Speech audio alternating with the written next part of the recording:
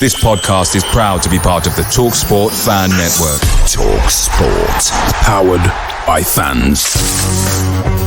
To goal! To goal! It's absolutely world class from Marcus Tunde!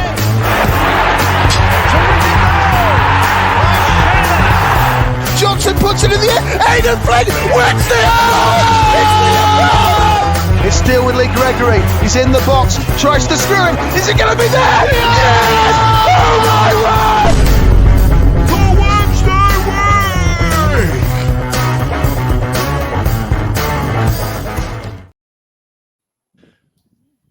Hello, good evening, and welcome to another episode of the Wednesday week. Sheffield Wednesday have secured their fourth win in 5. I think that's true. I did mean to try and check it before we started. With Musaba and Cadamatri bagging for the Owls, it looks like a great future going forward for the two shining lights in what's been a difficult season so far. Sheffield Wednesday now are only 6 points from safety with plenty of football to be played. Can we pull off the great escape? Joining me tonight is the biggest hat in town with Charlie, the disco dancing maestro himself in Ash, and former child, now current pundit, Blair Hardman. Blair Hardman. Evening, Thank Daniel. you. How's it going, Ash? You all right? Now, I'm very happy with all the festivities here, folks. We, it was a last minute demand from the boss in charge was Ash for us to all get quite festively garbed. Ash didn't bother, but kudos to you two guys.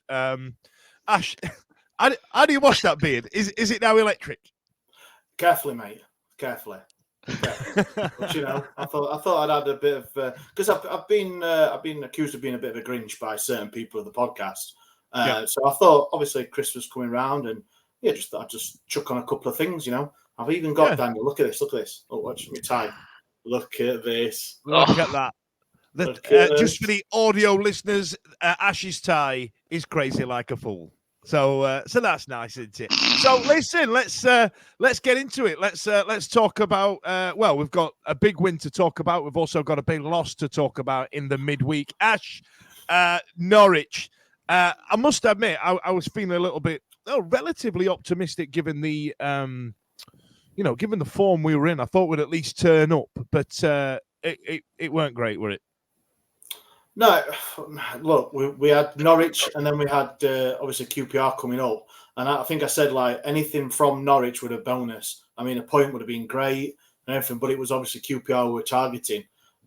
So I was a little bit buoyant by the results we had previously, but it's still hard going to Norwich, and it's a right old journey, isn't it? Yeah, it's crap. Poor Simon made that old chestnut, didn't he, for us? So it was always going to be. And really, we'll talk about it, but there were only one positive from it, weren't there, I think? And that was young Bailey getting another goal. Now, Charlie, you're probably going to see Bailey Cadamarteri in a different light to what Blair, I, and Ash do. I mean, he's the big, sexy top shagger of the town right now, isn't he? I mean, if you wanted to be a man in and around Sheffield, it would be Bailey Cadamarteri, right? Daniel is 18 years old. I'm nearly 30. Well, what is it all weird about it? Sure, why not? No, he's fantastic, isn't he? And I think it's so rare to see you have to get these talented youngsters who come out and they're fantastic, but they've got a lot to learn, and they've got a lot of maturity, and they need to go away, they need to work on stuff. He's got quite a staggering amount of talent and game management for someone of his age as well, and the fact that he is only 18, he can literally only improve from that. And I just think he's fantastic. There's a lot to be said for his goals, but actually even outside of that, he runs his legs off, he's always there. He's so concentrated on the ball, and I just think he's a huge asset, massive asset, and we've finally done a nice bit of business pinning him down. So it's actually refreshing, isn't it, Charlie, to see that we've brought somebody through. Now that it doesn't happen a lot, and we've always looked at our neighbours with eyes of envy, looking across there and the players that they've produced. But this is the first time that we're genuinely excited about a player. I mean, I'm trying to think of the players that have come through over recent years, and you had Wildsmith and Dawson, Palmer, but even that was 14 years ago or whatever. So you know what I mean? Exactly. And I think a lot of the time, You can see the logic sometimes, and like I think the thing with like your academy products is the one of two things: they're either assets for your team or they're financial assets. And we've managed to spectacularly do neither for about a decade. Like we either sell them for peanuts, or we don't play them, or or they're not good enough. And they don't sort of stick around. And so like it's nice for us to have kind of done the business to have because if we had have sold him on, I think it would have been a huge loss to us, but at least if we'd have sold him on, you'd have hoped it would be for like a stonking great amount. But actually he's still young and inexperienced in many ways. We actually wouldn't have got a lot for him necessarily, and all of his experience coming through our academy and like all the time he spent like working under the senior players, it makes total sense to grow him in the first team now. Like he's playing fantastic football and he's playing fantastic football for us. He's not going off coming back in 5 years to score against us and little tear down his face as he blasts one in on the cop and turns away and like no. Yeah, that never happens. Just while I've got everybody, ladies and gents, we are live on Facebook and on Twitch. Holly's been involved, and she's just, she said hello, but with heart eyes emojis. I feel that that's more to do with Bailey Cadamarteri than us three, to be fair. Of course. Right, Blair, welcome back. Blair's back fresh from a 1-game suspension for pulling out of the podcast 20 minutes prior for some babysitting duties he didn't know about, like he forgot he had a kid or some shit. So, Blair, what you been up to? Where have you been? How did you find Norwich? And we'll get the QPR later on. By the way, if you do have any comments on Twitch and or Facebook, get involved. And Ash is going to man the interwebs. I'll tell you what I've been handling December with 2 children under 5, working nights, and it's just been horrendous. My house is a mess. It's a mess anyway. It's a losing battle, as you know. If you have children, Ash will know what it's like to have young children. I think there's only one person on here with that problem, Blair. And then you throw in December with all the presents. I'm going off topic. I mean, what am I? A woman. What the fuck? Whoa! What? 2 women on one podcast? Unlikely. Yeah, unlikely. Who do that? Hi, Joey Barton. What the hell? Anyway, and a guy from Thailand. Anyway, so my last podcast appearance was before Millwall, and I think it might have been after the Rotherham game. So it's been a long time since I've been on to talk about our style of play and that. And the most impressive thing, like Danny Roll, is how he's got this team off its backside and not actually got some belief into it, because we were dead and buried after that Millwall game. We honestly were, because like we shipped 4 against Millwall and they're like 3 places above us. So this shows how bad that were. And it's the thing what Millwall game, and we all said it weren't a 4-0 game, but as soon as we conceded, we was in that. Our players were that morale was that dead, but as soon as they conceded, they had no belief that they'd get back into the game or they'd go on and win the game. Although they had no belief they'd go on and win the game, they just thought that was it. If we went behind, that was it. We lost. That was just how it was. That was how the season was going. So for them to go against Leicester, he changed it up. Then he thought, right, I can't attack anymore. I've got to be more resilient. No game in the past in this good run we've had has been pretty. It's been very hard to watch, really. And he's gone very. I'd just say he's put a tenacity into their play. People say goals change games, but I think goals change the season. And that goal against Leicester really has. We must have put a lot of belief into that team, because ever since that goal against Leicester, they've been a different animal, I believe. And then and Blackburn are flying. Blackburn was 7th and we played Blackburn. Why the fuck are we still? We've done a Blackburn episode. Sorry, Yeah, man. I ain't got to speak about it. And you can't speak. Go on, mate. Go on. I can't speak. We'll have a minute. We'll have a minute. We'll have a minute. And then Bailey starts getting in the team. Scores against Blackburn. We then go. Blackburn then peg us back. Blackburn are on a current 4-game away win on the spin. So they're flying. They're good travellers at this point in time. And we then go on to win the game after being pegged back. So we then claw our way back in front and we win it. We then go away to Stoke. We've not won away all season. Again, it weren't pretty at all. You can think back to Bristol City. We thought we should have got some out of the Bristol City game. Came away with nothing. we shouldn't have got anything away from Stoke. Really, we were crap, wasn't it?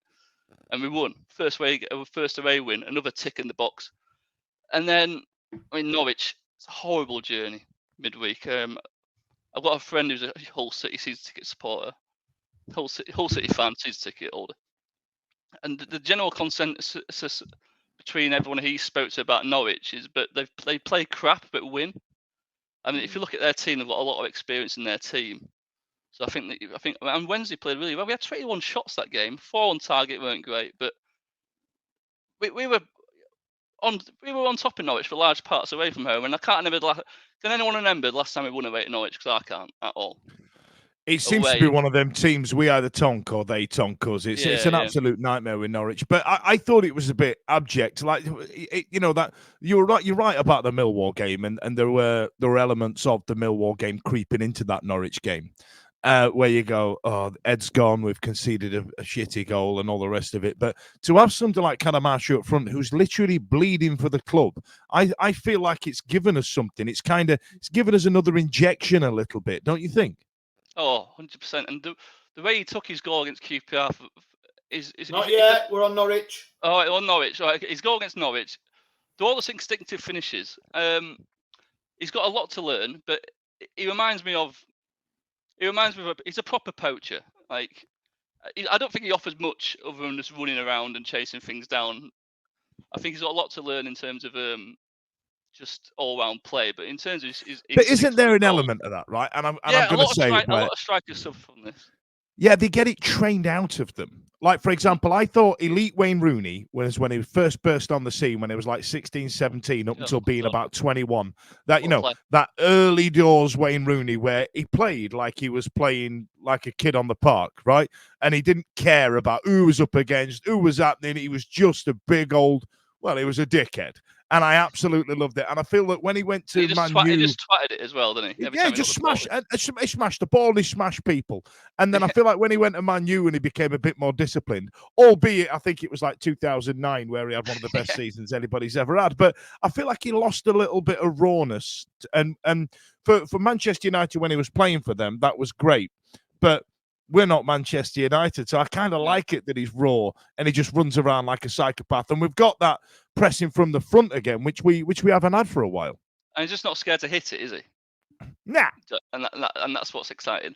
Even if his contract is, we talk about the chairman need to change and stuff and do things differently. He's in a 4.5-year deal. It might be like unwritten, but like if you bag 40 goals in the next couple of seasons and a Premier League team comes in for this price, you can go. So you're helping the club out by signing this contract. We're not saying you're tied to this club forever, but you are helping. If we get some decent money from him, he's also helping us out that way as well. So, do you know what? That's interesting because we'll get to that in a bit. That could be yet another good decision made in the last 3 or 4 weeks from the chairman. But I tell you what, Ash, let's get into it. That was 5 minutes from Blair, everybody. Blair's not been on for about 6 or 7 weeks. So also Paul Robinson, he's a whiskey connoisseur because how he knew this was Canadian club from it being over there. Fair play to you, pal.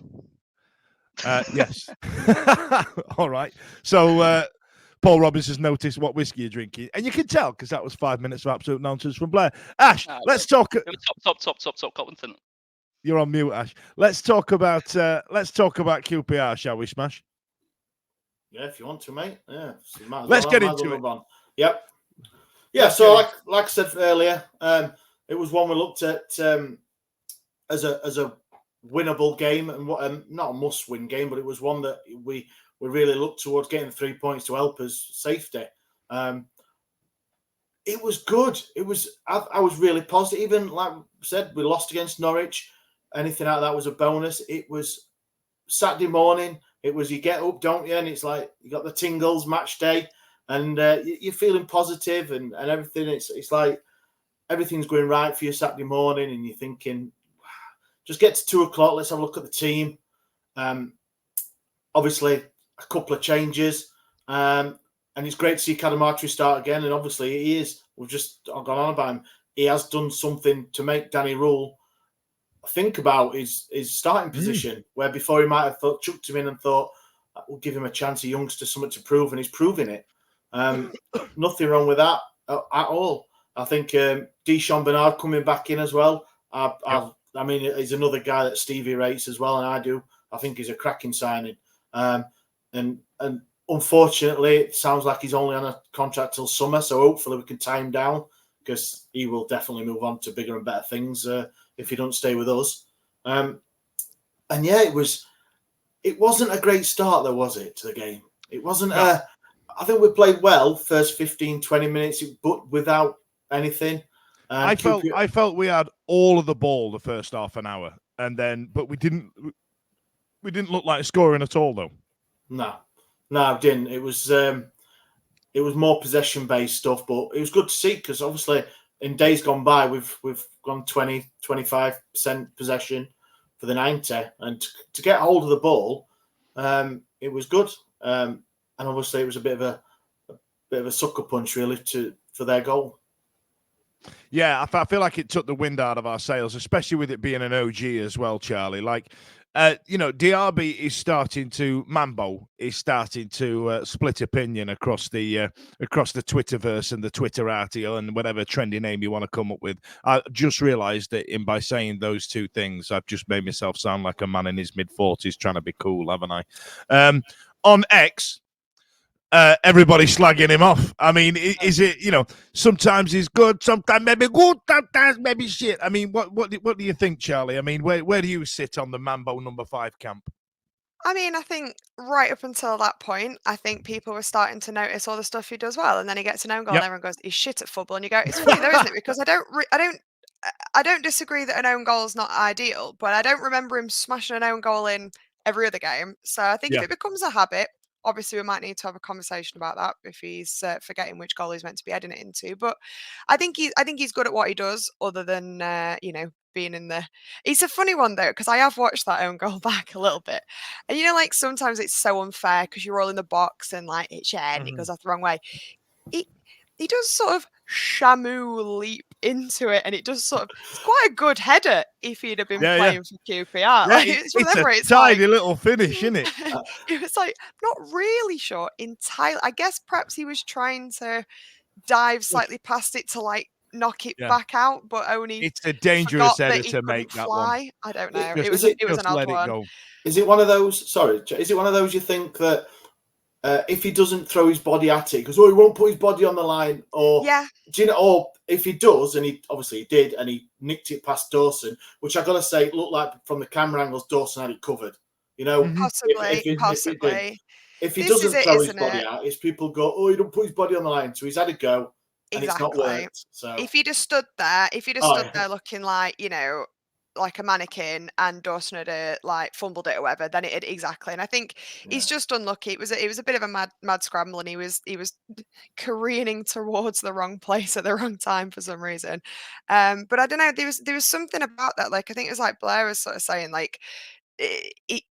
That's still been a bit of a jinx for us, like going down. We've only managed to scrape a draw back, but we played really well against Leicester, but we've only really managed to kind of get one back on that. So it was a bit like, how's this going to play out? But I think the first half had been very kind of, nobody was playing good football. Like it looked like two fairly crap sides kind of being fairly crap at each other. But I think there was something motivating about that goal going in that you could see right from the second half, that it just totally changed the pace of things.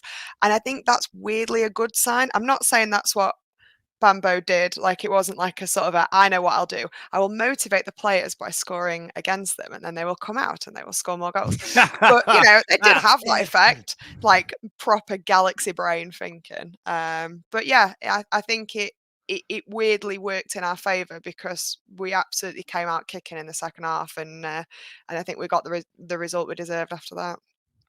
Yeah, now, Blair, I'm going to let you talk about us pushing forward, because, the second half came. Danny, I don't think he's the type to dish out the hairdryer treatment, is he? But he definitely made some changes, moved some things around as time went on. I feel like he went about 5 up front by the end of that game, didn't he? Yeah, it was just, I think like I say earlier, like I think all 5 games, maybe the Leicester game, the best performance for me personally. I don't think we've not been pretty at all, because everyone talks about this wanted to play a certain way of football, and it's ever since Guardiola revolutionised football at Barcelona and brought it into English football. But how he's set up now, it is literally just, I think it just work your socks off and just try and get anything basically, just throw it, just throw, and it was quite British of it, wasn't it? Just throw everyone in the box and just lump it in at times. It was like when you were losing on Champ Manager 97, 98, and you just smash everybody up front, like. And as soon as Cadamarteri, his goal, it was. I like how he's been using Gassama and Musaba, because he started like bringing them on some more impact subs. I know Musaba started today, but I don't think he would have started if Windass was fixed. He's been bringing them both on, hasn't he? When he wants to change it up, or he just wants to run at tired legs with two really pacey lads. And I think Gassama, he turns himself. Because he's that young and raw we were talking about earlier. I think sometimes he turns himself into danger. He's just so skillful with the ball. He just keeps he don't know when to give it up. He don't know when to release it early. And his ball into Cadamarteri, it wasn't a great ball. No one went, "Oh, what a ball!" It was just a ball towards some Wednesday players. But the way Cadamarteri just smacks it first time, I haven't seen that for a long time, probably since Gary Hooper, really. For a player, I just want to talk about him. But I've watched that goal so many times. So I just thought, how has he got it in the bottom? The far post rather than near post, and he probably didn't even mean it to go in that corner. But because he's just that confident, he just wants to score goals. He just twatted it and it just went in. I love it. And that's what I like to see. Strikers full of confidence. Now, Ash, I'm going to let you talk about the winner, but I want you to talk about the dancing as well. Get it all in. No, I just want to. I'm going to go back a bit, but I think he made a good couple of subs at half time. Gassama came on for Diaby, and that just changed it. He looked at it and thought, "We'll change it up a little bit." Gassama come on, and it was a different second half. I've got to say, and agree with Blair. Like obviously, Cadamarteri, not even in the right place at the right time. The ball come into him instinctively, just lashed his laces at it, and it come off to I don't want to give him disservice by not shinned it, but do you know what I mean? It went totally the opposite direction of thing, because it's in, isn't it? It's and that's his rich vein of form. That's what he's at, and he's got the confidence. And for what he offers with all the chasing down and all that, he is proper loving the way that Danny Rule's playing. And if one person's who's getting it a lot of advantage from Danny Rule way he plays is Cadamarteri by minutes and the way that they're setting up. So, and that's great. It's got to be great. Like Charlie said earlier, for the continued success and forward thinking of playing a youngster. So it's great. I love the idea of Rule coming into the team, like taking a look at the reserve team and going, what is this guy sat here? Why is nobody playing him into football? Why is he sat on the fucking bench? Like, you know what I mean? Like, why is... I'll do the accent, yeah. It's quite funny you mentioned that, Dan. Sorry. When he first took over, I think Joe Cran asked him the question about, like, at Leipzig, did you bring through a lot of youth players? And he basically, and because he's so blunt, and this is what I love about him, he's the first manager to hook Bannon off. And he's got him off corners, so he's just like he don't give a crap. Like he said to the reporter, but no, I just signed the best players. I just play the best players. I don't care if it's youth or not. And so to enhance on how good Cadamarteri must be with his finishing, he's not going to play him just because he's a youth player. He's literally playing him because he's good enough and proving it. I tell you what, I was going to go with it though. That the longest serving member of the backroom team is Neil Thompson. And is it him somewhat holding some of these players back by going, oh, he's not ready. But you're not allowed to slag off Neil Thompson, are you? Sorry, Ash, get onto it. Let's get on to this winner. No, well, we had a fair few corners. I think we had 8. So we were peppering the corner flag, weren't we? And like it was on my build a bet. It was on mine as well. The first one of the season that won. And it was a Bannon corner. I know Blair said he's off the corners, but it was him, and it came back out to him, and a bit of composure from Bannon, just to, I think it was that Ilias Cherry who came out to try and close him down, and he just dropped the shoulder, went left, put one at the back post, and I tell you what, a header by Fletcher. Yep. It hit the post. I mean, the Begovic was flapping a little bit, weren't it? But I mean, it came off. How he's made the team of the week, by the way. Ash has absolutely sent me for a bag of taters. Well, the one on Twitter that someone posted was last week. Well, they played Hull midweek, and Hull battered him. And he's made a lot of saves against Hull, so he's probably got him because of that. But. Right. Okay. Now the irony, Ash, though, that Ashley Fletcher was the guy, right? And this is absolutely dripping in irony for me. So Ashley Fletcher's come under a lot of fire from our fans, and he's the one who essentially has got the assist, but done it by missing the shooting and missing the target. Like you can't write it, the poor lad. When he came on, I was like Kevin the teenager from the Harry Enfield, going, "Oh God, it's all gone to shit. Like, what's he brought him on for?"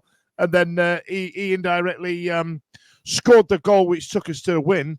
And then we won. Danny Rule celebrating with the crowd, and then the stadium DJ started playing Daddy Cool as per usual. And what did you do, Ash? You're a bit missing a bit, aren't you? You can't just gloss over that. We've got it's great result, great finish, obviously in the right place at the right time.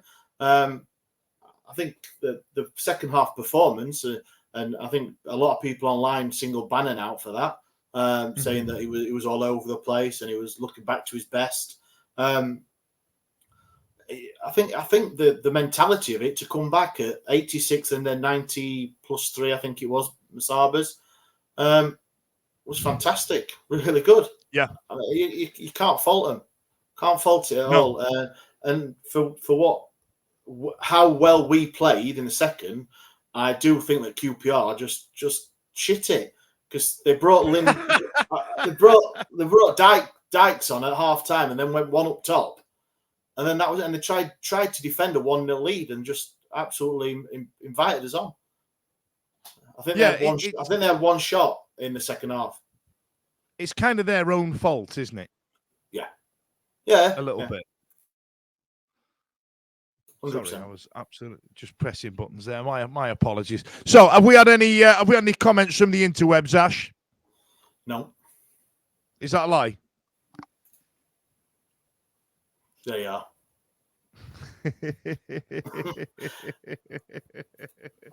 What was that? Yeah, this is the most important one. This is the most important one from Steve. Well said, Ash. Don't let Fudge gloss over the performance. Yeah, see?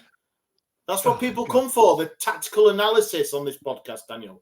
There was a tactical analysis. Sorry, I was pressing buttons there, and yes, it was an absolutely great comeback. And I think that Rule, what he did was put his meat on the fire to coin another Sheffield Wednesday manager. And what happened was, I feel like we kind of earned that win, given how we played that last 20 minutes. We were absolutely getting at him. And one player I can't move on without talking about, Charlie, is Barry Bannon. I felt like this was one of his best performances all season. That's the Barry that we know. That's the Barry that we understand can do that. I mean, it was nice to see him back, right?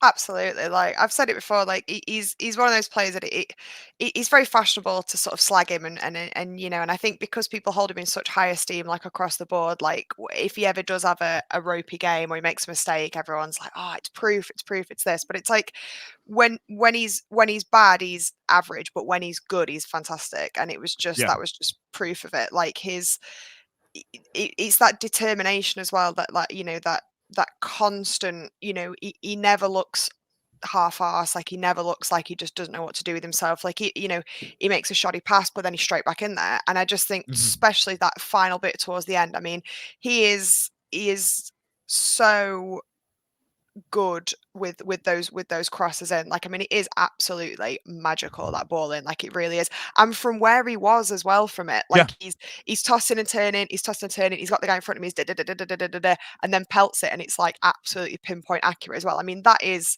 sensational, like to be able to do that, to get that level of quality cross in from what he'd done. And I just think he's so much more than what he does on the pitch as well, which I know is so like, oh, whatever, like nostalgic about it, but like a club is made of players like that. Like a club is made of players that care not just about their own career and not just about results, but they care about the whole club and the success of the club.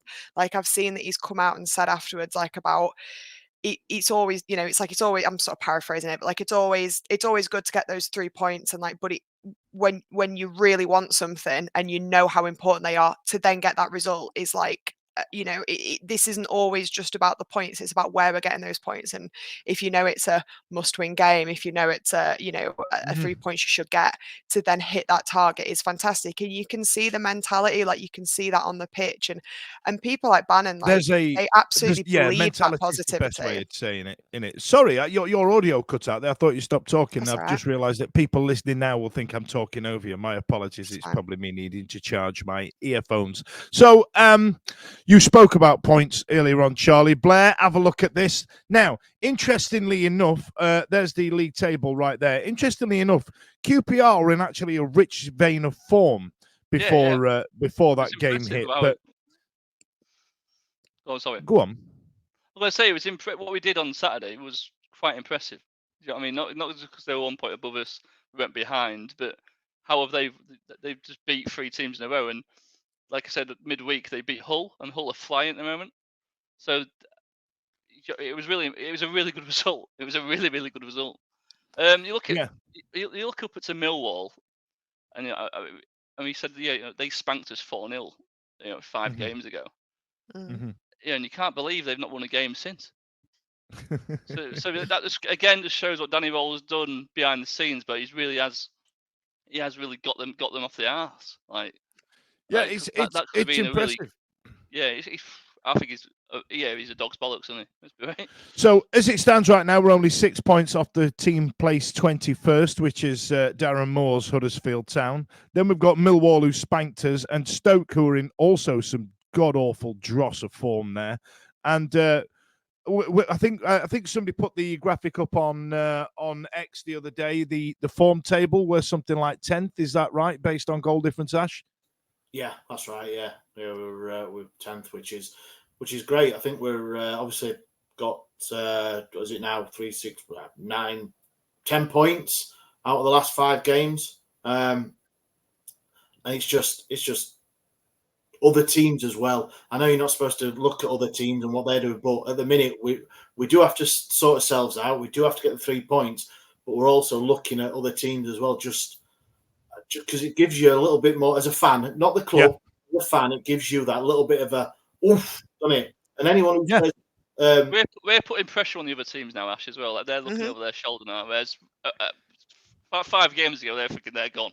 Don't have to worry about that. We were the guarantee. Like it was like, well, they're going down, so who are the other 2, kind of thing. Like who else is in the problem? Who else has got the issues? And actually now it's like, we do look a real threat. And I wonder at what point it will change how teams feel about playing us as well. Because again, like obviously there's been a few under Roll where like people have obviously underestimated us, and then we've got bottom of the league. But like certainly earlier on, like it was the team you loved to play because you just knew you could play garbage and still beat us. So I wonder how. Say again. So even Birmingham beat us. Anyone can beat us. We'll shit anybody. We'll take them on. You gotta, it could work both ways for us, but like teams actually starting to see us as something of a threat, and that it's you're not playing a normal 23rd place team kind of thing. And I think that Leicester got a good face full of that, really, didn't they? I mean, how often would you be top of the league playing bottom of the league and it go like that? Like they can't be very often, in fact, that result happened. So I do wonder how that's going to start playing off on like other teams' psyches a little bit, which is nice. Yeah, it's exciting. Now, I tell you what, Ash, if you want to put that comment up, that big one from Steve there, while we're talking about, based on what Charlie was saying about Barry Bannon digging deep here, Beastie's been on and he said, perfect summary what Bannon brings to the club. Perfect. Well said, Charlie. Is more than his performance, like Semedo, like Bullen, like Louvens. There are always certain players that you need like that. And I think you're dead right. I think this time I think on Saturday specifically, he was the type of player that grabbed it by the shortened curlies and pulled it upwards. Now, I was talking to a football coach in the summer, and he was talking, and you mentioned about the position he was in when he put that cross in.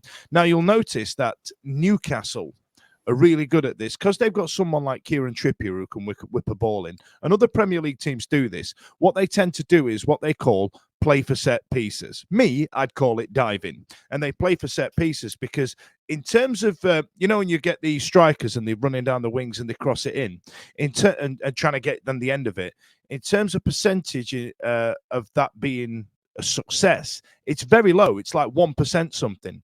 But when it's scored from a free kick or a dead ball situation, the percentage goes up into the 30s and 40s.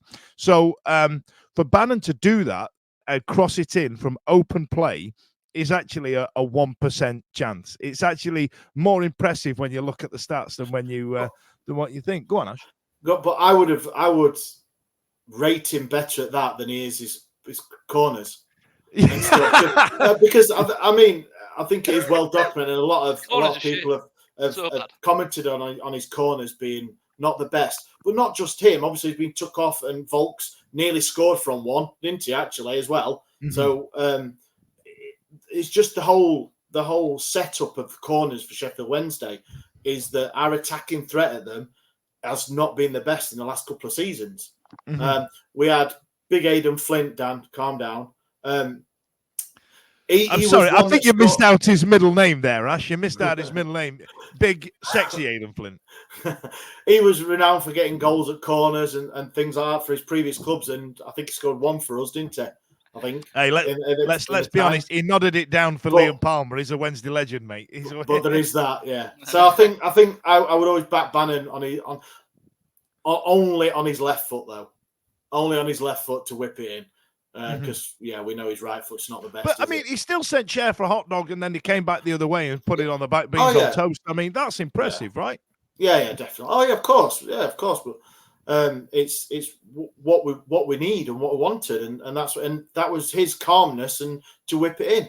So yeah.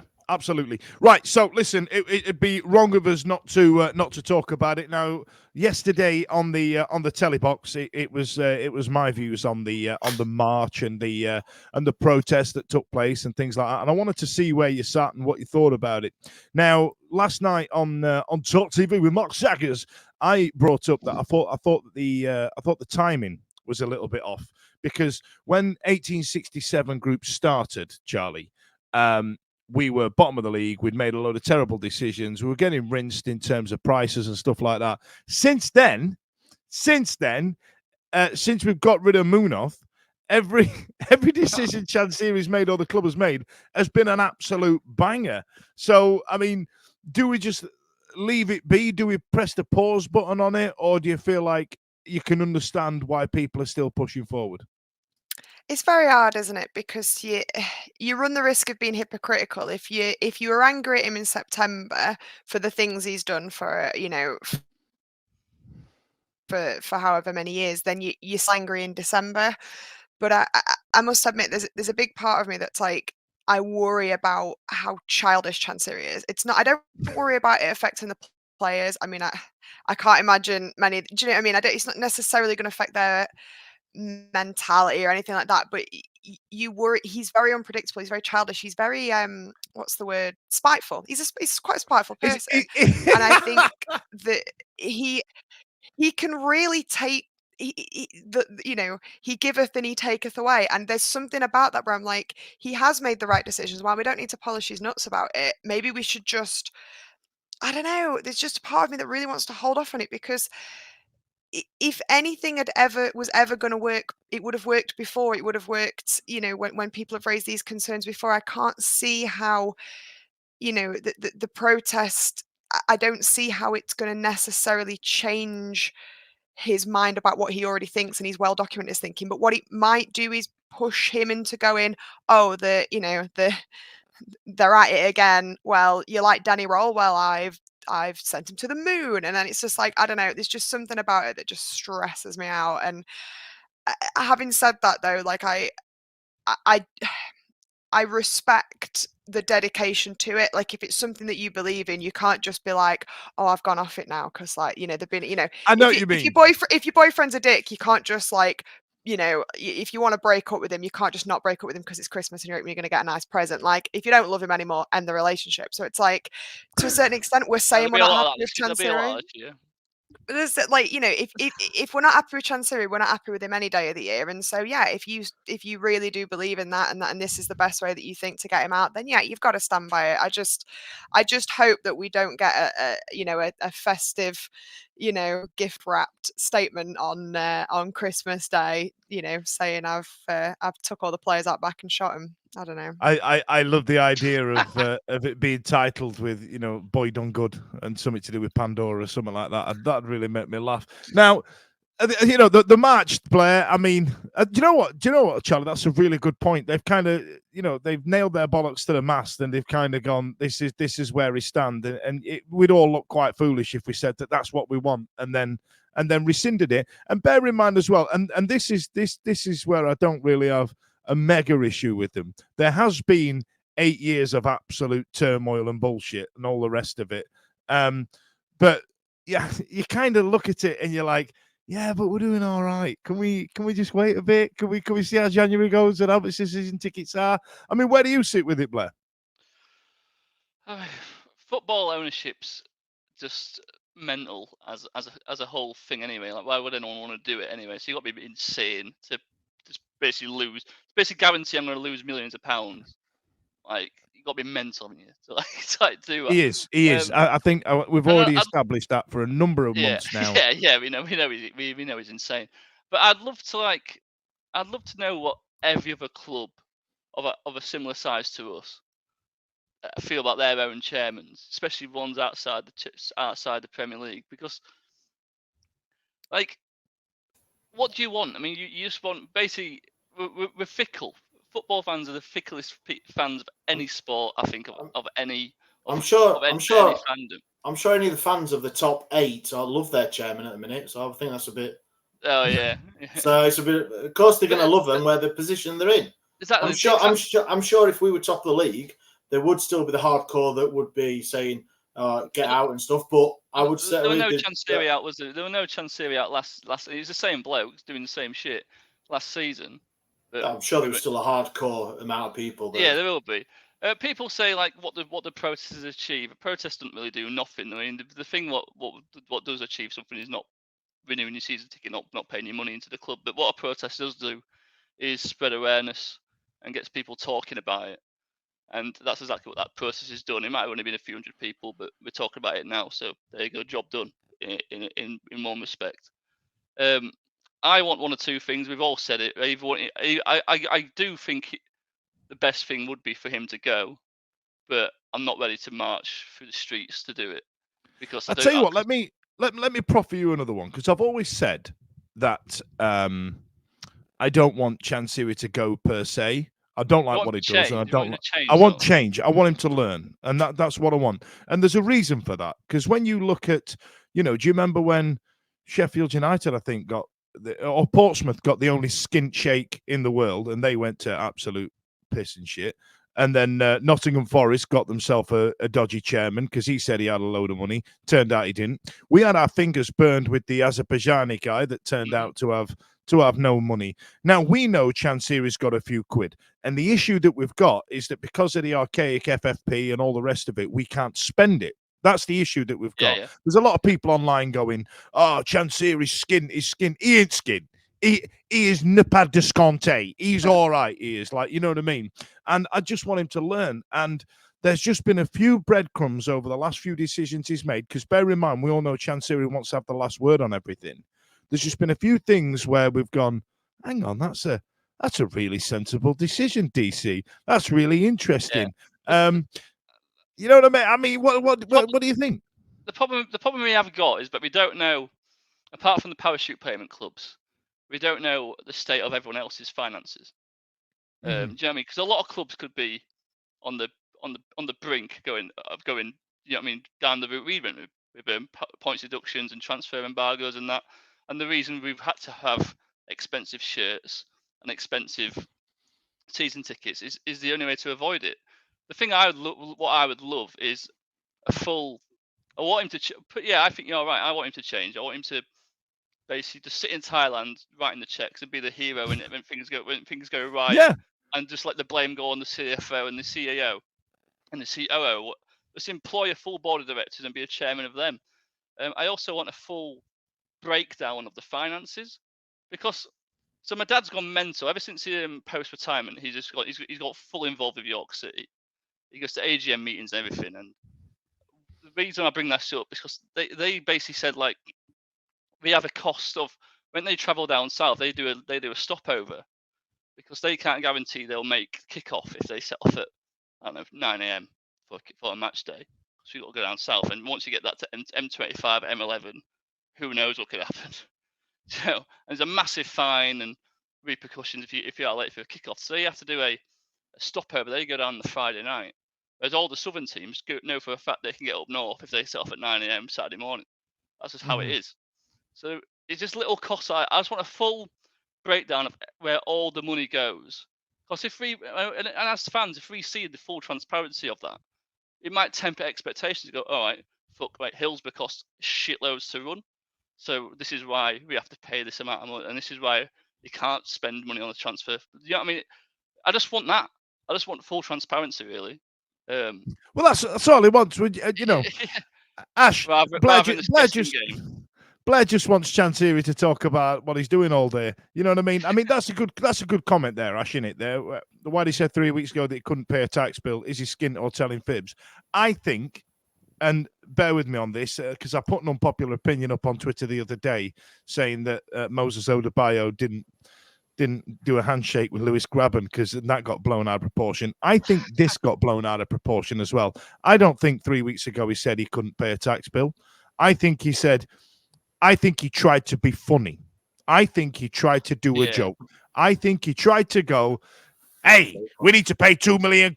And I think he wanted to do that thing where your dad did when you were a kid about gas bills, going, who's going to pay that? I tell you what, why don't you all put £100 in and you all pay it? That's what he tried to do. We all remember the announcement of Chisco Munoz, and he was ranting on about Dapon Chancery, and he tried to do this joke where he went, I think he's got mental problems. And then he looked at Munoz, and everybody just kind of went, yeah. Well, after it was actually really funny. I mean, where do you sit with it, Smash? I don't know. I can see all sides of it. I'm not the problem. Anybody, not just 1867, anybody who wants to input some sort of change or anything is going to have to break hundreds of years of Yorkshire stubbornness. They are. And coming from Ash, Charlie, that's big fucking news, that is. I tell you, that's for free. It is, because there is one way of changing it, and it is don't pay your season tickets. Mm-hmm. But I think you've said it before, Dan, and a lot of people have said it, is that they've had the same man, boy, child, women, girl, have them season tickets for God or a lad, and they won't give them up for anything or anyone until it comes to a point, which we may be quite close to, that the prices are just astronomical for people to a single person, a couple, or a family of five to just not be able to have them tickets. And this is what this group is trying to do. But for me, great. They did a protest last week, and Blair's right. We're talking about it now. Other people are talking about it. It's been in the Star, it's on radio, TV, everyone's talking about it, and that's what they want. But then, what's the next stage of it?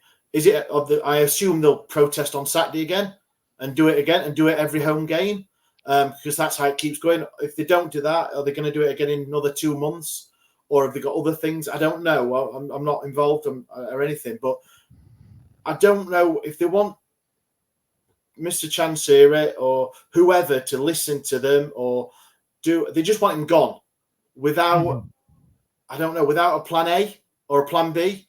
If he goes, and I think it was brought up when they first did it about what will happen, because for all of everything he's doing, and he is not perfect, of course he's not, and the way he's run the club is not, but at the minute we are paying the bills apparently, and we are every Monday morning going into work. The players are going into work.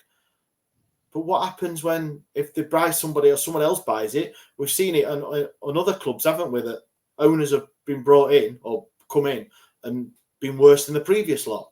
So I'm always scared or think of what if, and I know you can't think like that, and it could be if the 1867 and whoever's involved get the backing they need, and they get what they want. Will they protest to the new owner if we don't get promotion? Or I don't know. It'll just be a cycle, won't it, for the next owner? That then or are they only here to get rid of Cadamarteri? I mean, how much of what they're angry at is very unique to Cadamarteri, as opposed to just say, a bit like what Blair was saying, like, this is kind of how it is. This is kind of how a lot, so many football clubs are owned in this way. And don't get me wrong, I really don't want this to come across like I'm saying he's not that bad or anything like that. But no, he is. He's fucking I disagree with the way many football clubs run. The entire way that money is done within football nowadays, and like the fact that anyone can just come in and buy your badge, buy your club. Well, this is it. And it's like, and so therefore I definitely defend people's right to go out and protest against it. But the unfortunate thing is, it's like, even if you want this one guy out, is it because he's the baddest of all the bad, and therefore, like, we can only get someone better? It's like, I don't know. It wouldn't, if there's, I'm not saying he's a reasonable person, and why the hell should we have to be reasonable? But to a certain extent, why should we also have to suffer? Why should we have to potentially not renew our season tickets, do this, do that? Like, if we raise that we have these concerns, we raise those issues, and he changes things, surely that's better. We weren't happy about Cisco. He kicked off, but then suddenly he did get rid of him, and he did bring these other people in. It's like, is there? I'm not, I don't want to laud him for stuff, but he just says a lot of things in anger, though, doesn't he? He's already there. If there's any way that we can appeal to something vaguely resembling like a better nature, rather than the potential upheaval, because. Yeah, exactly. It's like, if he dropped everything now, we couldn't pay wages, and this happened, and we lost management, and players were dropping out. Do we win? Hooray! Is that good? Like, did we get what we wanted? Maybe not. Yeah, if we stagger through this season, shaking. Yeah. We don't win anything, because Sheffield 6 own Sheffield Wednesday, and Sheffield 6 owned by Cadamarteri. So if he decided to pull the plug, he can just say to Sheffield, take Sheffield 6 and take Sheffield Wednesday to court, saying you owe me X amount of millions. So, right. And then it'd be more than £100. I tell you, I agree with you, Charlie. I think you've got it there. Holly's been on, and she says, I think the problem is, we said it before, that you have to be one way or another. And you don't. I get what she's saying. Folk have stuff going on in their lives that mean their capacity to protest weekly against something that isn't the top of their priorities. I love Wednesday, but I'm not sat at home one night thinking, for fuck's sake, Cadamarteri, what a twat. It don't consume me all the time. But to other people, it does. Now, I tell you what it is. I've got to offer props this evening to, is it Jim Wiltshire, the first guy that was on Twitter to stick his head up and go, I'm part of the 1867 group. And through all of it that was said, and I don't agree with him getting any abuse, but the most interesting thing that he said was very much, I've already decided I'm not going to get a season ticket next year because I'm not going to pay that money while he's in charge. And you know what? I went, fair play. I mean, what if we stay up and we start saying some good players in the summer? Right. Why make yourself miserable as well? It's your hobby. Yeah, exactly. It's your like, hobby. If everyone were going to do it, it's like, if everyone says, right, we're not doing it, and there was some great big mass movement, some great big walkout, like, we weren't going to do it, we're really going to hit where it hurts. But just you denying yourself, if you can afford the season ticket and you would want to go and see your team, don't. It's not just the I said this on the telly. I said this on the telly last night. It is, right? And it's just what Ash says. It's Yorkshire bloody-mindedness, and it's football romanticism. That's what it is. That's what's keeping that man in charge. Because what we should all do is what Blackpool did and just stop going. But we're going to sit there and we're going to go, I'm not bloody moving. I've been here 30 fucking years and I'm not going bloody nowhere. You're telling fans to do what they want to do when we're not here about that, are we? You do whatever you want, fans. It's not do what you want. Yeah, that's it. You've got it. Absolutely. You protest. You don't but don't have a go at people if they have a different view against. That's like, it. That's exactly it. you- Exactly. these You guys do at what 18, you do. You. That's it, exactly, Charlie. These guys, 1867, they want to do it. They want to change the club in that way. They do it. I've got nothing against the guys, ladies, guys, whoever's doing it. But then if I'm sat at home and I'm paying my God knows what in a couple of years' time, £1,000 a year or whatever, but that's my choice because I'm lucky. I can't afford it, but if I could afford it, that's me. But don't. Yeah, you've got 2 teenagers, Ash. Fucking hell, we can't start spunking money on bloody football Yeah, tickets. but you know what I mean? I don't mind if people protest whatever they want to do. And I'm on Twitter, a lot of people, and the stuff that goes, there is no we're all Wednesday, aren't we, anymore, is there? Be honest, there isn't. We band it around and I always tweet it, but it's so fractured, the fan base at the minute, because of mainly one issue, one person, shall we say. Mm-hmm. And it's how much you give a shit about that issue. That's exactly, it seems to be how you're judged online somewhat, and I completely understand that. Look, fair play to Jim. He stuck his head out, and I think he's had a bit of abuse, and he didn't deserve that. You know what I mean? When it comes to the protests, I understood why they've done it. I understand why they're there already. Me, I'm not there yet, but you know, I'll probably work it. I'll probably land on a side if I want to, depending on what the early bird prices are and where we've gone and what happens with the football and all the rest of it. Because at the end of the day, I'm there to watch the football. And me going to watch fucking Fleetwood Town 3 weeks on the bounce ain't I up on my list of priorities. Do you know what I mean? Now, I tell you what, Ash, can you read that out for me? Because I've just gone blind for a second.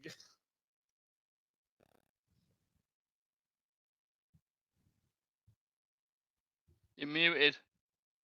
Group. Both myself and Jim have openly said we are in the 1867 group, and both had an interview with Alex Miller on Saturday. For reference, I have a season ticket. I go with my dad, my son, and the club runs through my veins. However, I'm very tempted to not renew, which would be awful for my son.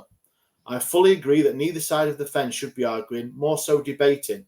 Thanks for raising the debate.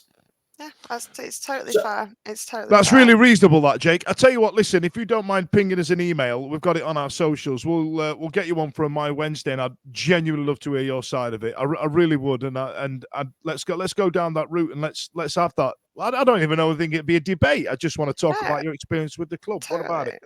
We should be infighting as well, should we? Like it's like we say, like, you know, it's I don't think I've ever spoken to a Wednesday fan in the last like 12 months that has got anything positive to say about Chancery. Like even if they might acknowledge some things that he's, you know, may have done, it's like overall nobody would be sad to see him go in theory. But I think it's, you know, it's just, I think it's also about recognizing that we're not all tearing lumps at each other. And that, yeah, whether you think this is the right way to go, whether you think this is the right way to go, we all deserve to enjoy our hobby. We all deserve, like, to be able to support our team. And that's all I ever ask for, is that we don't have to win every game. We don't have to be in any league, best league, worst league, bottom of the league, anywhere. As long as I don't feel that we are getting tanked from something, as long as we don't feel that we are being punished, that we are having the rug pulled from under us, that dodgy stuff is going on, then, you know, aside from that, for me, then that's just football. Football's ups, football's downs, and you know, it is what it is. But yeah, absolutely, like there's got to be, Twitter's such an echo chamber. It's so, you know, it's totally polarizing, and I think more than anything, Wednesday fans just have to acknowledge that we all want the same thing ultimately, which is to just enjoy supporting Wednesday, which you can't do because it's just lifelong misery. So once you've acknowledged that bit, you're fine, aren't you? If you want success now, like what you've been doing for the past 25 years. Yeah, exactly. Where have you been? Right, let's put a pin in that one. Jake, if you can get in touch, that'd be amazing. If you and Jim want to get in touch, and we'll just, you know, get your point across. I'd really enjoy that. That'd be great. Okay, so let's move it on. In terms of any other business, we've been linked with the Brighton young chap goalkeeper Beadle from Brighton. Might spell the end of Vasquez, and it might relegate Dawson to the bench. We don't know how true that is. It's just something that's been mooted in the press today. Ash, what game have we got coming up next?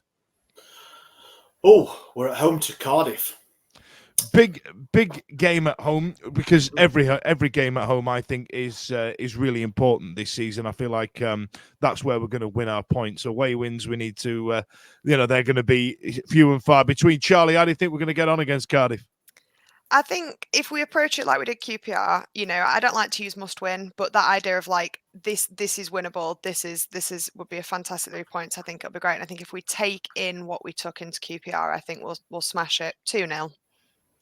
Okay, if you guys are listening at home, get your predictions in as well to Cardiff. So was that 2-0, Charlie? Yeah. 2-0, yeah.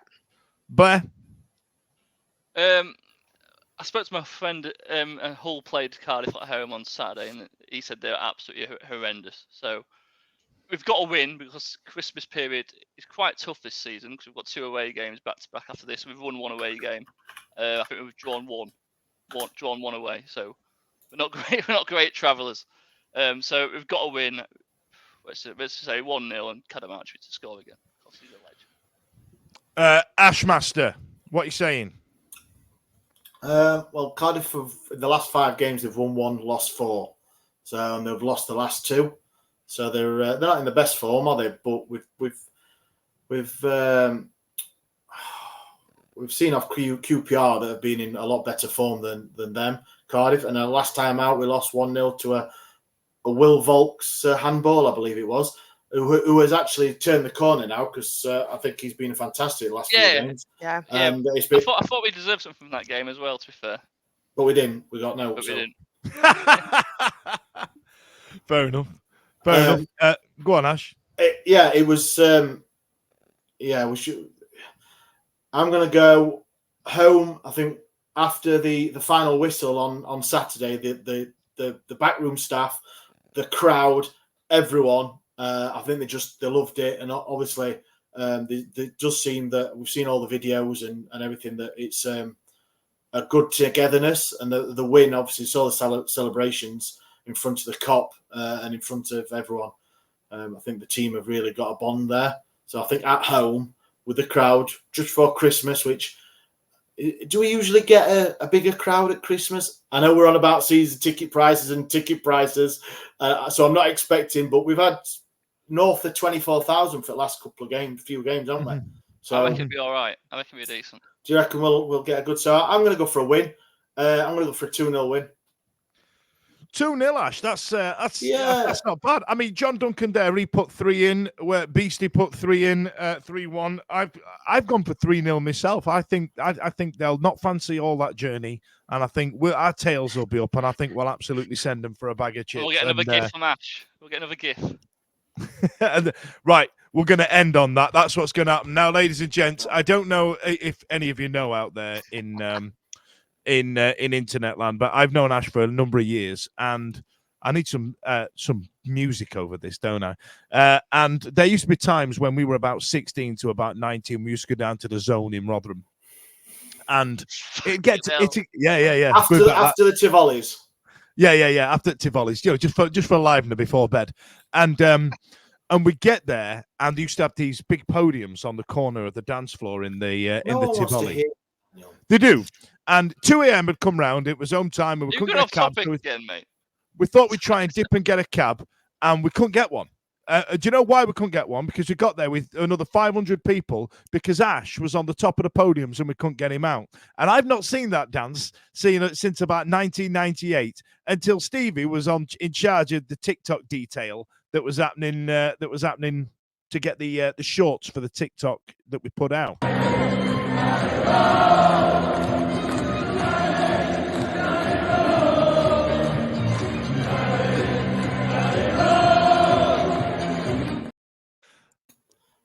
It just gives me life. It's just one of my favourite things.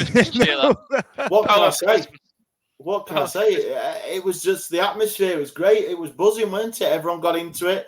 The stadium announcer, the guy who plays the music and stuff, he's got such an easy job when we win. He's having the best time when we're winning, isn't he? He's loving it. He has got it. It's why not, mate? Come on, it is nearly Christmas. Look at me, I'm an idiot. We got 3 points. We're 6 points from safety. Are we going to see that beard and those glasses and that tie at Hillsborough on Saturday? Oh. Can't take him off now till we lose, can you? Yeah, because yeah. I will, because I got recognised on Saturday, so big up. That's Big your up disguise. Yeah, that's my disguise. Big up to the guy in the toilet, or just the queue for the toilets. That said, "Hey, Pash, you all right?" I was like, Why do we all keep getting recognised in the toilet? I don't all know. right then. Listen, thanks a lot for joining us. Thanks a lot for you getting involved. Ash, what do you want to add?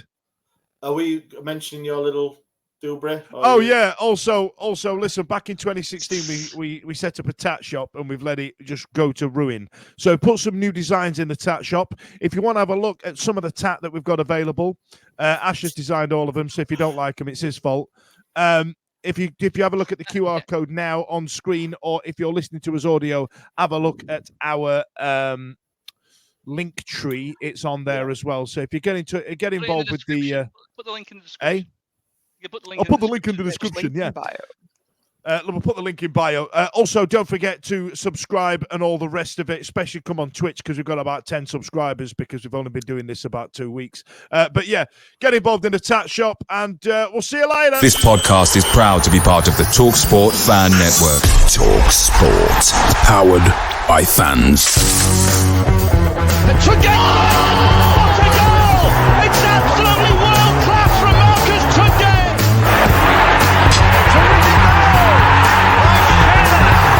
Johnson puts it in the air. Aidan Flynn wins the It's still with Lee Gregory. He's in the box. Tries to screw him. Is it going to be there? Yes! Oh my word!